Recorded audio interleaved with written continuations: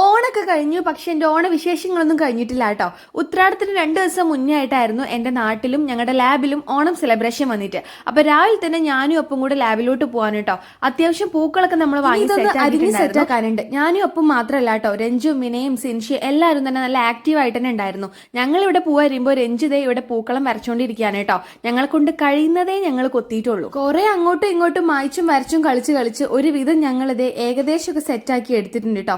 ഇത് കഴിഞ്ഞിട്ട് വേണം എനിക്ക് കുളിക്കാനും റെഡി ആവാനൊക്കെ പോകാൻ വേണ്ടിയിട്ട്. അപ്പോഴേക്ക് ഇതേ വേർത്ത് കുളിച്ചിട്ടുണ്ട് ഞാൻ. കയ്യിലാണെങ്കിൽ നല്ല നാച്ചുറൽ കളേഴ്സ് ഉണ്ടായിരുന്നു.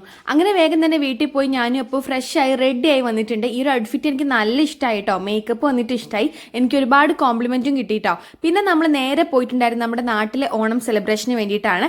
അവിടെ എത്തിയപ്പോൾ അവിടുത്തെ പൂക്കളൊക്കെ ഗംഭീരമായിരുന്നു കേട്ടോ. ഇതേ മാവേലി വരെ നമ്മുടെ അങ്ങോട്ട് പോയി കഴിഞ്ഞാൽ എന്തെങ്കിലുമൊക്കെ ഗെയിമിൽ പിടിച്ച് ചേർക്കും കേട്ടോ. അങ്ങനെ ഞാൻ ഇതേ കസേര കളിക്കാണ് കൂടിയിട്ടുണ്ടായിരുന്നത്. നല്ല അന്തസ്സായിട്ട് തന്നെ പൊട്ടിയിട്ടുണ്ട്. പിന്നെ നേരെ ലാബിക്ക് വന്നു. ഇവരൊക്കെ പിക്ക് ചെയ്തിട്ട് നമ്മൾ ഫുഡ് അടിക്കാനായിട്ട് അങ്ങോട്ടാണ് കേട്ടോ പോകുന്നത്. എത്തിയപ്പോഴേക്ക് ഇതേ സദ്യയും കാര്യങ്ങളൊക്കെ സ്റ്റാർട്ട് ചെയ്തിട്ടുണ്ടായിരുന്നു. ഒത്തിരി പേരുണ്ടായിരുന്നു കേട്ടോ ഇവിടെ. അങ്ങനെ ഞാനിതേ വെയിറ്റിംഗ് ആണ്. അങ്ങനെ അടിപൊളി സദ്യയൊക്കെ കിട്ടി. നല്ല കിടിലൻ പായസം ഉണ്ടായിരുന്നു. ശേഷം നമ്മൾ നാട്ടിലെ എല്ലാവരും കൂടി ഒരു ഗ്രൂപ്പ് ഫോട്ടോ ഒക്കെ എടുത്തിട്ട് പിരിഞ്ഞു കേട്ടോ. അപ്പൊ അത്രയൊക്കെ ഉള്ളൂ. ബൈ.